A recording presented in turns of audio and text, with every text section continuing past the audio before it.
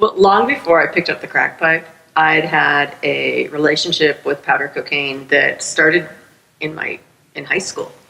And from the jump, from the first time I snorted cocaine, it gave me that confidence, that courage that I didn't have. And from high school on, it was this ongoing relationship in my life that, it ebbed and it flowed, and there was social use, and then social use became, there was experimentation, then social use, and then dependency. And by the time I picked up the crack pipe, I was at the point where I was snorting cocaine daily. And the thing about powder cocaine is it's manageable. It's not crack. It's not, there's not a pipe, you can snort it, there's some discretion involved with it. But the problem with the duration and the amounts of which I was snorting was I wasn't getting high. I wasn't getting what I needed from it anymore. And it was the day I went to my dealer and was just going to re-up with a bag of powder. And she said, hey, I have this rock. Would you like to try it? And it was crazy. It was like a perfect storm. I was ready. And the first hit I took, I never snorted another line again. It grabbed me with the first hit. Trust and believe. Trust and believe.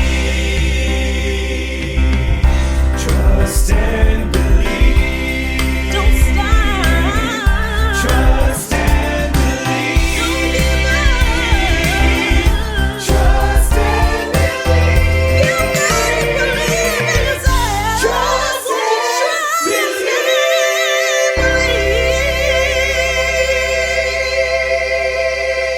believe. Welcome to the Transformation Center, and more importantly, welcome to Trust and Believe. You are our first guest of the 2019 season, and I'm so excited you're here. Before we get into anything, I just want people to know that you have inspired me in ways that you don't even know. And a lot of times I get the question, who inspires you? And so, Kristin, you have inspired me so much. I would just like you to introduce yourself and just tell us who you are right now. My name is Kristin Tierney. I am a Portland resident. I'm the author of Crack Not Broken. It's the story of my journey. In 2002, I blew up my life from a crack cocaine addiction. Lost everything, was on the streets in Portland as a prostitute for 7 years. Reclaimed my life 9 years ago. And today I'm a woman who stands in her truth, leads with her vulnerability, and is full of gratitude. Yes, I can see it in your eyes. All right, so I'm going to start out with probably the craziest question. I'm all about people transforming their lives. I don't care how much weight you have to lose. I don't care I just don't care what the pain point is. I care how you're actually going to change right now. So what was that rock bottom moment for you that you were like, I need to make a change? I'm either going to continue to go on this path and go down, or I'm going to push myself to become greater. My rock bottom moment happened almost 7 years to the day of having lost everything. And it happened on a morning that started out like every morning had since I'd been a crack addicted prostitute. First thing I would do every morning, get up, re-up with my dealer, make sure I had plenty of dope to get me through the next 24 to 36 hours. Then I would look at my appointment calendar. At this point, I was escorting and had a pretty high-end clientele. Saw that I had one client that day. It was going to be an evening appointment that included dinner, a few hours, with one of my favorite clients, a new client, but an ad executive from New York City. Every time he came to town, I was his girl. We hung out together. And there was something about his and my relationship. It was new, so he had no idea. He wasn't connecting the dots. He knew something was off. Why is this woman doing this to support herself? But he knew nothing of my crack addiction. And I didn't want him to, because there was still a pureness, and I could be who he thought I was and not who I really was. So I get my dope, realize I have all afternoon, and I get high, and the day takes this turn that it had never turned like before. And events of the past 7 years literally played out in my head as if I was watching a home movie. And it wasn't like I wasn't hallucinating or I wasn't delusional, because they were events that had actually happened. But I was seeing them for the first time with this clarity, like, oh my God, this is your life? This is your life. It went on for hours. And I was brought back to the present moment with my phone ringing. He was downstairs. I had gone hours. It was time, and I was a mess. Obviously, I was high, but I was also a mess. And I'd never allowed my addiction to interfere with my business. And with him, of all people, I was like, what the hell have I done? You know, and I could have not answered the phone, but something in me picked up the phone, buzzed him up, and thought, okay, here we go. And he bounded into my apartment, excited to see me. And it was like he hit a wall, hit a brick wall. He was like, what? He was confused, and that confusion morphed into this pain on his face. Like he was really seeing me. And in me seeing him really see me, I could see myself for the first time with this clarity. And after about 10 minutes of this awkwardness, and I just couldn't watch the pain on his face anymore, I asked him to leave. And in the moments that followed, I literally fell to the ground in just sobs. And like I write in the book, I don't know if it was a prayer, a plea, or a little of both, but I just cried out and I was like, I can't do this anymore. I can't live like this, but I don't want to die like this either. And in the moments that followed, God's mercy and grace literally lifted me up off that floor. And I called the last friend I had in the world and said, I'm ready. Could you please come get me? I took the rest of my dope, went out my apartment to the garbage chute so I wouldn't have any way of getting it back, threw it away, got rid of all my drug paraphernalia, packed my bags, and my friend was there 90 minutes later, and I walked away and never looked back from escorting or drugs. I remember, I'm feeling like I'm getting emotional now, but it's because, you know, some people might look at you being addicted to crack cocaine and be like, oh my gosh, how could somebody be like that? And I look at it being very similar to any transformation that anyone has been through. And I remember getting to that part in the book and I'm literally rooting for you. I'm like, come on, Kristin, you can do it. I felt like I knew you. And we can talk about, you know, we can definitely go on a journey of how you came out of that later. But I want to go back to the very beginning, which the very beginning of your book is what, you know, some people might say wrote me in. I literally felt like I was watching a movie. I was from the outside in, but every time I would listen, or I would say listen, I felt like I was listening to you. Every time I would read certain parts, I was just putting myself in your situation, but not comparing it, but, you know, relating it to my own life. You were a project manager at Nike. This is one of the biggest companies in the world. And so when I started reading and found out you woke up in a crack house, I was like, how did the project manager, developer at Nike get to the crack house? What was the point that got you from what most people saw you as this amazing executive that worked every day and was making things happen to having this hidden life? Well, long before I picked up the crack pipe, I'd had a relationship with powder cocaine that started in high school. And from the jump, from the first time I snorted cocaine, it gave me that confidence, that courage that I didn't have. And from high school on, it was this ongoing relationship in my life that, you know, it ebbed and it flowed, and there was social use, and then social use became, well, there was experimentation, then social use, and then dependency. And by the time I picked up the crack pipe, I was at the point where I was snorting cocaine daily. And the thing about powder cocaine is it's manageable. It's not crack. It's not, there's no pipe, you know, you can snort it, there's some discretion involved with it. But the problem with the duration and the amounts of which I was snorting was I wasn't getting high. I wasn't getting what I needed from it anymore. And it was the day I went to my dealer and was just going to re-up with a bag of powder. And she said, hey, you know, I have this rock. Would you like to try it? And I was just, it was crazy. It was like a perfect storm. I was ready. And the first hit I took, I never snorted another line again. It grabbed me with the first hit. And within weeks, I was smoking at least 3 or 4 nights a week. And then I was leaving in the middle of the, you know, work to go get high. And the thing about crack is I thought, oh, it's just cocaine. It's rocked up cocaine, but it's just cocaine. It's not.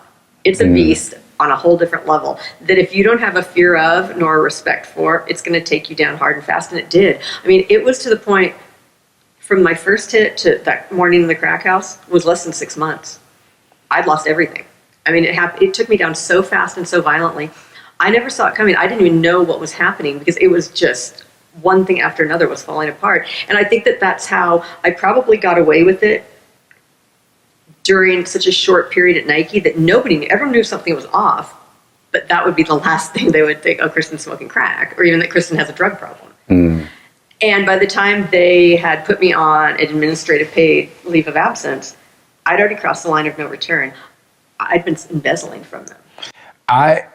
I thought that was very interesting how you were embezzling from them, but they didn't take legal action. Why do you think that was? They told my parents because I went off the grid. By the time everything blew up, nobody could reach me. I did have a conversation with my parents where they were just like, what the hell, what are you doing? Like, Nike was like more my family than they were. They're like, how could you do that? Nike told my parents that I was terminated, obviously, but they were not going to press charges and they were not going to allow American Express to press charges because these were not the actions of the Kristin Tierney they knew. It was obviously the actions of my addiction. And that was just, to this day, that's my biggest regret that I did that to them. Yeah. That betrayal. Yeah. You know, I keep like trying to hold back my emotions because I can just relate in certain situations.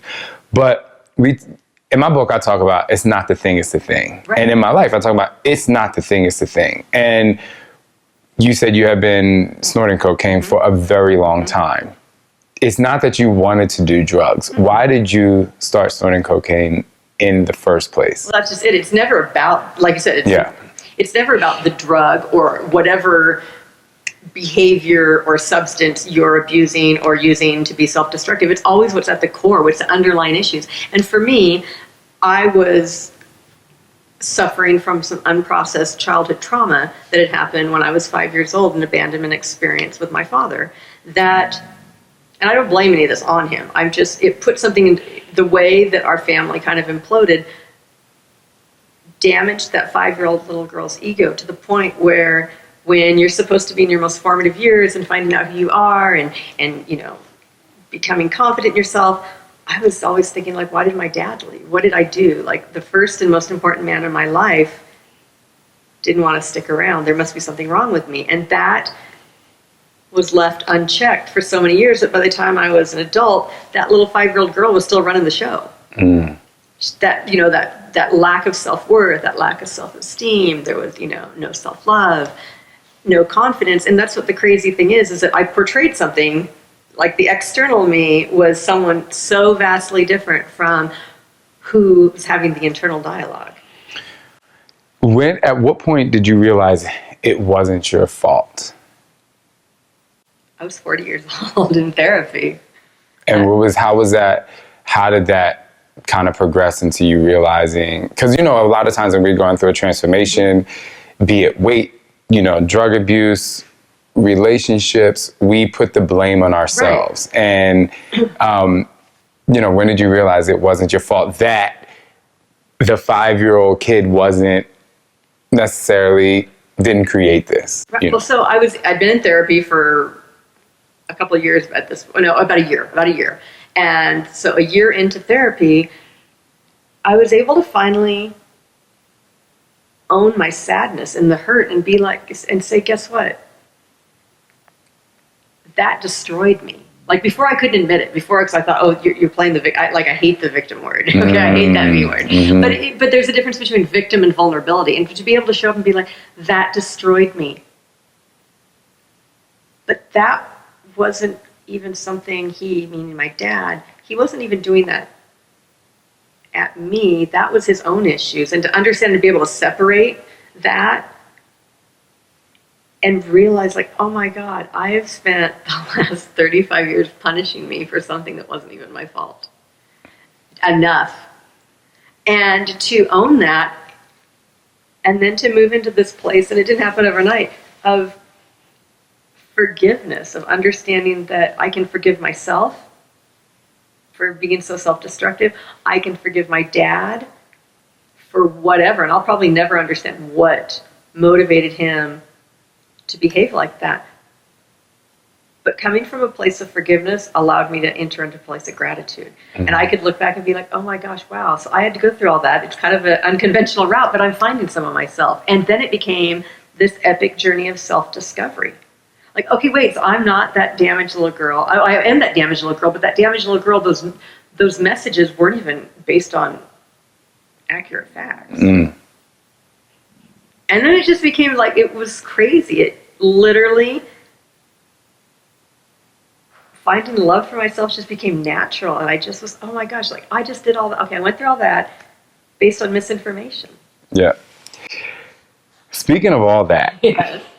you know, first of all, I love your positivity and your motivation and the fact that you've worked on yourself, because that is the thing that a lot of people are missing in their lives right now. I know people that are close to me, very close to me, that the reason they don't want to go through therapy is because they don't want to open those doors and revisit the pain. And I always tell them, if you don't revisit the pain, not only is the pain going to stay stuck inside of you, but it's going to seep out into other people's lives. And so I just want to commend you on obviously being so vulnerable.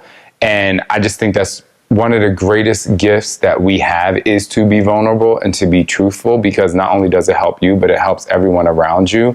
And people like truth. Absolutely. And speaking of truth and vulnerability, Yes. you know, I'm going to talk for a little bit here. Sure. Go. As I was reading your story, and I was reading how you were addicted to crack cocaine, and there were times where it seemed like there was a light, and you had gotten this amazing job at the restaurant, and to me, I meet you and I'm looking at you now, and I see how your personality and who you really are. You could walk and you could be the hostess of a restaurant and the manager of a restaurant, and people just like completely fall in love with you. And then behind the scenes, you are hiding this.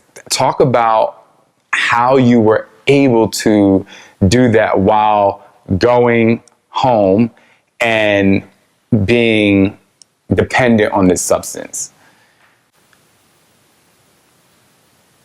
When you want to protect something that you think is protecting you, you'll go to great lengths. You will be the best liar, the most resourceful person in the most self-destructive way.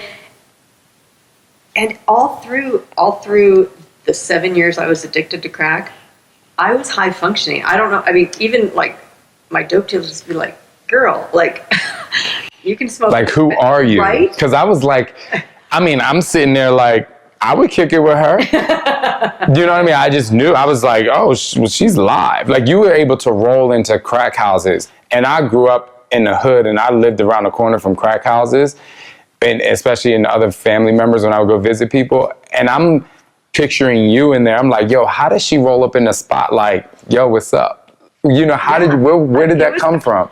You know, so we were talking about superpowers, and you know, my superpower that's gotten me through my entire life is you go all in.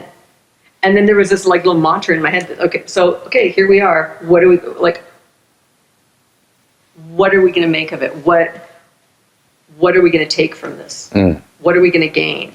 What's going to be the win? Because even in the most negative of situations, there's a win. Back then, it was staying alive. You know, and so I had this chameleon-like ability to, I mean, I was one of them, even though I wasn't. Even though they hated me for not being one of them, they accepted me in. The same with escorting. You know, I had this clientele that had no idea. I have to tell you, I don't want to cut you off, but I don't want to forget this. So you had gotten I want to say it was an apartment on the top floor. Was it the top floor penthouse apartment? And I go to spas a lot. And so when you were talking about how you were a high-end escort with these high-end clients, and you had made, I think it was a second bedroom into a spa, I'm like, and then when these high-end clients are leaving, then you have a dope dealer, like a young dope dealer that's coming making drugs in your apartment. That was wild to me. But there was a point that I related to what was going through so much. I've never talked about this to anybody but my husband, so I'm just going to be very you know? So before apps and websites came out in terms of, you know, gay websites and where you could, you know, being in a closet growing up, it was like, how am I going to hook up with guys? And so Craigslist was my spot. I would go on Craigslist. I would find a guy to hook up with. I would be on the low. This is not too far in the past, you know? And I would come across these ads as I was trying to find men to hook up with. I would come across these ads that were similar to the ones that you were putting out to find different clients. And it really hit home to me because I remember reading some of these ads and I would go through them and I was like, wow, I can really relate to that, and seeing how, even though I wasn't looking for an escort, Right. I could see how I would click. Yeah. I would be like, yo, like I'm going to click, like I want to meet this guy. I didn't have the money to, so I didn't do it, but just went and found the easy one, like, yo, you want to kick it? Like, let's go. But I just found it interesting how you actually used a superpower that you were using probably when you were working at Nike to make this happen. Make it count for something. It's like you go all in, you make it count for something. Like I decided, even when before I was escorting, I was a prostitute on 82nd Avenue. 82nd Avenue in Portland is the track. Yo, speaking of track, so I ran track and I used to do laps for practice. So when you were saying that you were doing like 3 laps a day, like you would do a lap, you would get what you need to get, and then you would go smoke again. Talk about that experience, but more importantly, talk about what kind of fear you had and how you overcame that fear. And the reason why is because in transformation, there are people right now where, like, I always like to make the correlation between, you know, nutrition, health, fitness, mental health to something in somebody like you and what you've gone through. Because I think we judge and we're like, well, that person doesn't understand what I went through. But I think a lot of the how to overcome fear kind of crosses over into different areas of transformation. So how did you overcome the fear of walking down the street? I mean, you're not that big, you know? I'm like, how did you get through that? Well, funny thing. So the first time someone said, oh, if you're going to sell your body, you're going to go do a lap on the track. And I, like you, come from a track and field family. I'm like, a lap on the what track? Like, the only track I know is like the track. 400 meters. Yeah, right? They're like, no, you got to find your track, establish your track, and you do your laps. And so I decided, okay, this is what I'm going to do. If this is what I'm going to do to survive and smoke crack, I'm going to sell my body. It's going to be on my terms. My body might be for sale, but my soul isn't. And I went out there, I went all in, I went all in. I was like, okay, so we're going to do this. Don't you dare get me in your car and offer me some lowball $50. Because I was like thought I was some kind of gangster. I'm like, I'll kick in your dash. You were to me. I'll kick in your dash for $50, but you're not getting, and then I'll get the police involved, because I don't look like a prostitute. You're going to have to explain something to your wife. It was like this, it was kind of this like go all out mentality. Like all of a sudden, I didn't have any of the trappings of that privileged life that had been full of opportunity to hide behind. So it's crazy, but I started finding my true abilities, like how capable I really was. Because before it was always like, well, you're capable, but you have a wealthy husband. You're capable, but you just lucked into this career at Nike, And so when you're stripped of everything and you're out there and I was in the fight of my life for my life. You show up, and that's what you have to do no matter what your challenge is. You have to really show up, and you have to commit, like, okay, I'm going to make this count for something. Even if it means a stupefying crack addiction that's probably going to kill me. I always decide, from the jump, I was like, you know what? Death probably is very likely the outcome of this, but I'm not laying down waiting for death. Death is going to have to come and take me down. And so I went out there, and I just went out there with this, like, take no prisoner attitude. Like, okay, if I'm going to sell sex, you're going to pay for it. And you're not going to lowball me. You're not going to disrespect me. And honestly, like, how on the street did I attract the clients I did? Because they were pretty decent guys. I mean, I remember the first guy that, like, picked me up was in, like, a 550 BMW, gave me, $200 or $300 my first date. And I was like, oh, okay, so it's doable. And that just kind of set the tone. And it was empowering, but it was also the other women out there. It gave them more reasons just not to like me because they thought I was better than them, and it wasn't that. I just knew from the first day out there that if I didn't have some absolute convictions that I would not cross, that were non-negotiable. I saw the girls out there that were lost, that were probably never found their way back. I find it to be so empowering how, in algebra, what you do on one side, you do on the other. You were literally doing amazing things and creating amazing superpowers in the depths of your struggle. Whereas on the other side, you would do the same thing to be super successful. And so how do you use some of those same superpowers now in your life? Well, I think that, my go-to is always, you just go all in. There's no plan B. Yeah. There just isn't. Like plan A is the Plan go. A is going to happen. I don't know how. It might need some revisions, but it's going to happen.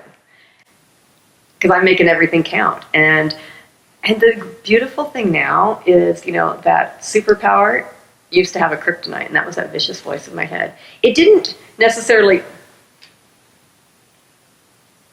render it unusable, but it tainted it to the point that it could steal victory from the best and the biggest victories. It just, that fear, that voice in my head was vicious. And so now it's crazy that that's my go-to superpower, and it's so much more pure now. And although, that voice in your head never shuts up. It's always going. It doesn't even really care which side of the argument it's on, but as long as you're listening to it. But I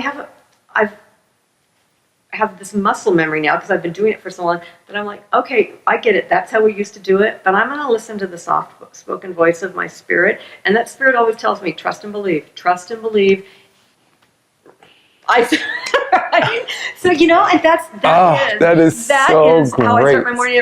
I don't know what's going to happen today, but trust and believe. Look, we're doing okay so far. And so it just feels like that superpower is just so much more pure now. And, I have my moments where I'm like, oh my God, what have I done? Like this, like, what was I thinking writing this book? What was I thinking putting it all out there?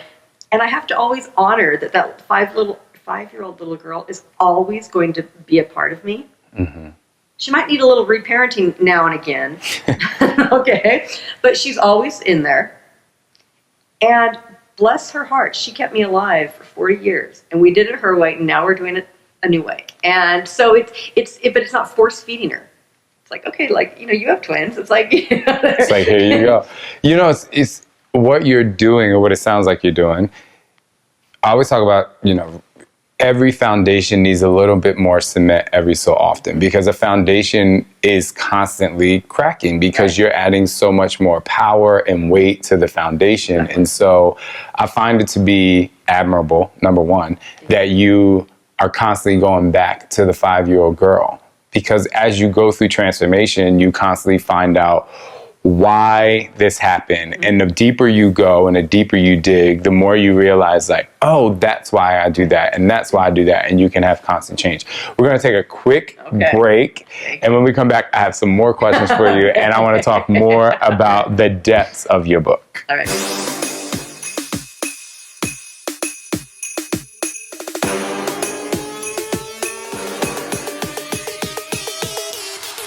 You thought I was playing? Huh.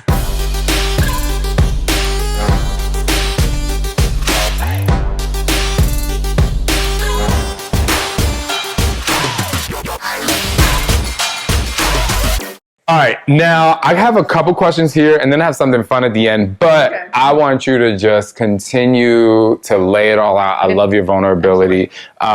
Just FYI for everyone who is watching, I am interviewing Kristin Tierney, the author of Cracked, Not Broken.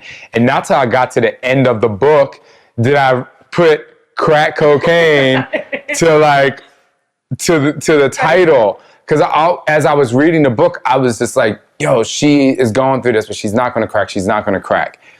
But there were a couple points in your book where I was like, is this person still alive? And I knew you were alive, obviously, but I was asking, and it was 1 or 2 times. The first time was when you had rented a room and you would charge people to come there to smoke in your room, which I thought was brilliant, by the way. Some people might be like, why is that brilliant? But you were like, I need money. I'm not going to use the money to basically just go out on the streets and sell myself. If you want to use anything that I own or I'm a part of, you got to pay. So I thought that was great. I was a hustler. You a hustler. I'm a hustler, babe. And you're a hustler now, which we'll talk about later. Okay. But I think that I was like really nervous first time when you let someone come in your apartment. I think you were asleep. They drugged you. Oh, they shot you in the neck. They shot you up in the neck. You found yourself in hospital. And then the other time, I just want to talk about, I don't want to go too far into it because I want people to read the book. The other time was when a couple of your, I'll say colleagues, other escorts who were on the streets had gotten murdered. And so I'm like, why is she still doing this? Like, what was the power what was so powerful over you that you were like, yes, people are getting murdered. Yes, I got drugged. I'm in the hospital. I almost died, but I'm still going to do this.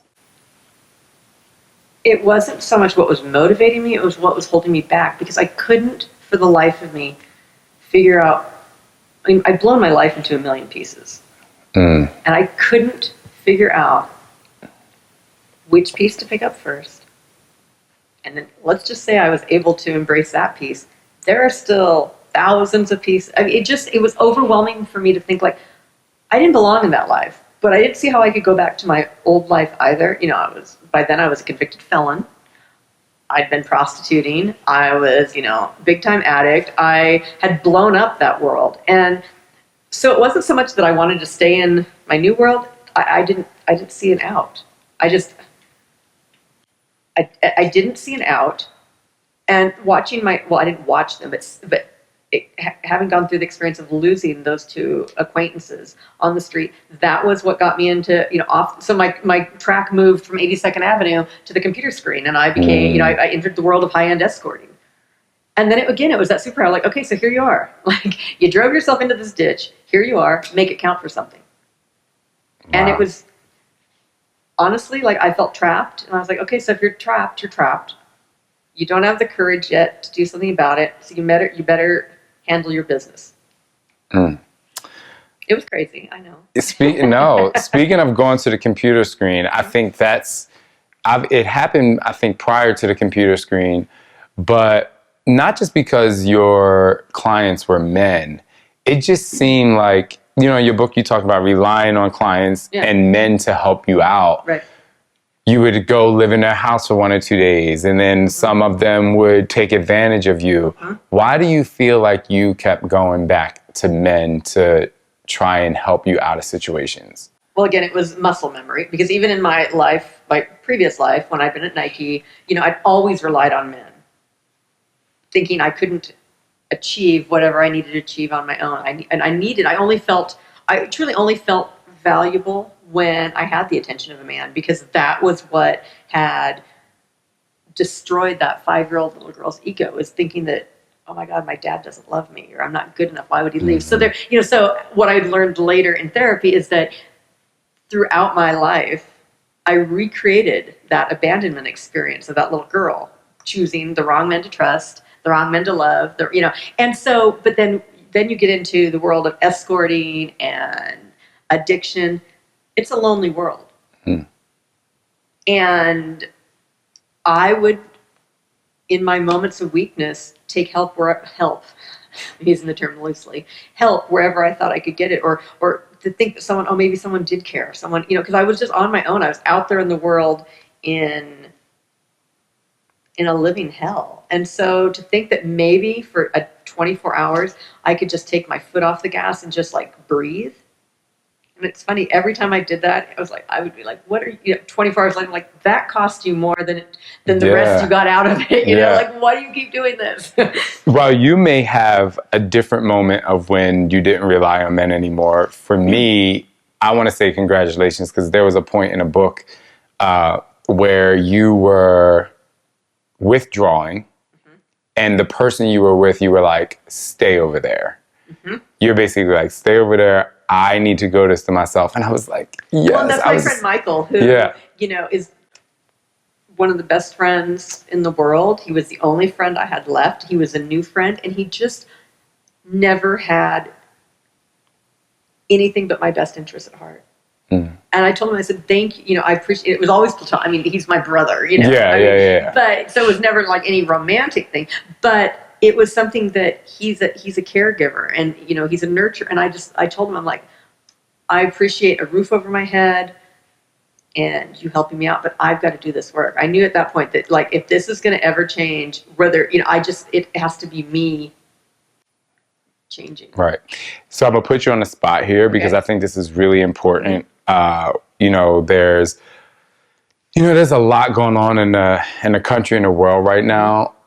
I'm never really political, but that Me Too movement's going on, and I don't really want to necessarily put a lot of attention there, but I think you are so strong and so powerful. Before we continue, I would love for you to just look into that camera over there and tell women how powerful they are just being who they are. You don't even have to mention, like, you don't need to rely on a man. It's just like, talk to women right now.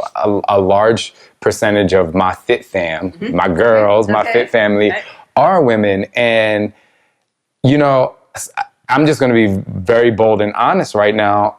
I motivate them and I love them, but I'm not a woman. And so a lot of times I know my mother, I was really close to my mother, my grandmother, and women have empowered my life. Serena Williams is my ultimate motivator, but I'm not a woman. And so I like to take opportunities right now to have a powerful woman speak to women and men out there, but just to give them motivation and power. So I think the way that we empower ourselves is by removing our social mask. Show up as a true you. That's the person that's going to be loved. That's the person that, although might be terrified to show our uniqueness, our uniqueness is what makes us beautiful and what makes us the people we are. I think it's so great. Thank you for doing that. It's more than great. It's you. Moving on. So what were the biggest lessons you learned while out in those streets? Because you were in the streets. I was in the streets. I was running with the boys. You were running with the boys. And you were running with the boys like you went to jail, you came out, you thought they were going to off you, like they thought you were going to tell. I mean, she was literally in the streets, y'all. That's why y'all need to literally pick this up today. You will not put it down. But what was the biggest lesson you learned out there in the streets? Well, honestly, it was a master class in humanity. And first and foremost, I realized how very little I truly knew about life, how much inequality exists in society. And what they taught me was to meet people where they are, to show up without judgment, without thinking it should be this, it should be that, to show up in this authentic way that allows you to connect with someone. Because when we do that for each other, that's how something's going to change. It's not going to be like, oh, you did this, and you put this external label on somebody, like, oh, well, they're that or they're that, so they don't deserve this. We're all a lot more alike than we are different. And when we truly see each other and meet each other where we find each other, you know, great things happen. Together. And the other thing I guess I'd like to say is that we don't know the backstory. So let's not make ourselves look ignorant and have all these judgments that we don't even know if are based on fact. That's a really interesting thing, because in the world of social media, we hear one thing, we read one thing, and we immediately judge because it's a snapshot in time. And me personally, I try to be as transparent as I can, but there's still a lot behind the scenes that people don't know. How do you, because I believe being out there in the streets, there are a lot of people who are like, oh, that person's a crack addict, or that person doesn't have a job, or they're in government system. How do we help people understand that judging so quickly is not the right way to go? Wow. I think when people come from a position of compassion and not criticism and kindness and not that judgment, I mean, you really have to take a step back, and I get it. But like until you've, I mean, like not everyone's going to have the experience, fortunately, that I went through. But it seems so ignorant not to expose yourself and learn about something other than your little life, because your life's happening in a bubble, maybe different sizes of that bubble, but it's a bubble. And there's just so many aspects of society that are being overlooked and marginalized and then judged on misinformed presumptions. Yeah. Like, I don't know if there's like a really good answer. But I think you said it. It's just like we all live in a bubble. We are, I talk about we're the average of the 5 closest people to us, and a lot of people say that. But you are, like, you hang out with people, you start dressing alike, you start talking alike, you start doing the same thing, and then you switch your group for a day, or you go meet somebody else for a day, and you're like, oh, like, this is what life is like. And that's why I love to have friends in different walks of life, in different areas of life, and where I've come from, and not staying in the place that I came from, but also revisiting. But that was great. I mean, I just think the bubble can be so small, or you can make it bigger. And, you know, it kind of worked against me too. Like I was in this new world that I obviously didn't look like I fit into, and I was judged on misinformed presumptions. And I finally realized, and I think I said it out loud to a group, and I'm like, you know, yes, I'm different, only in the fact that I've been extended more opportunity and kindness that I effed off. Yeah. But at the end of the day, I'm suffering just like you're suffering, and I don't know if they really wanted to see that, but I at least saw that, and it was a moment, a real moment. Yeah.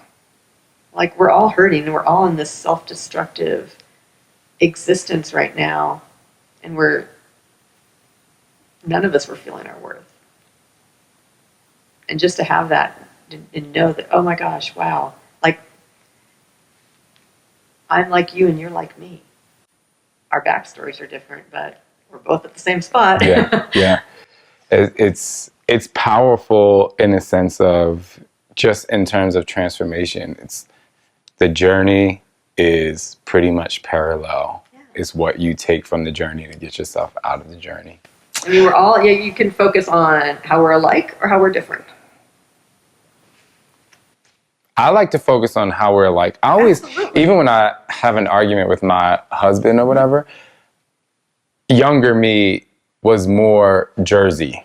You know, I like to say. Right. But now, before I even respond to him, I actually go to the mirror and I'm like, who do you think you are? Right. You have to go to the other side. Like, I go to the other side of the mirror. I make pretend the person in the mirror is coming from a different perspective. And that's why I've literally increased my patience level with people. And I go above and beyond before I just quote unquote off them. You know what I mean? But there's a threshold. Obviously, you have to stick up for yourself. But I think meeting is very important. How did you power your way through transformation to find sustainability? I did the work. I did my work. I did the hard work. I did the hard, often terrifying, painful work. And where now? Because it's one thing to say, you know, when I finished reading the book, I was happy for you. I saw that you actually, if I remember correctly, you actually work in a place that's in the area that you frequented. How do you find that sustainability to say, I'm not going to go back out in the street? This substance doesn't have power over me. Men don't have power over me.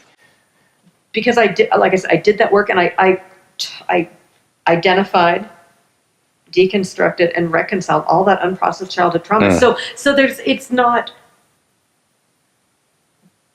not an urge to respond to any kind of trauma, because life's still challenging. I mean, just because I got clean doesn't mean like, oh, I have this perfect life. Like, you know, my mom passed away suddenly 18 months ago. We weren't speaking. Now if there was ever something that's going to turn your world upside down, it's to lose a parent when you're estranged from them.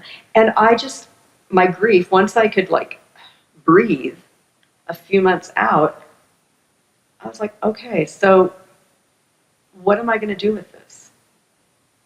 And it was in the knowing that I've done the work and that I live my life in a completely different way. I don't react to things in a self-destructive way.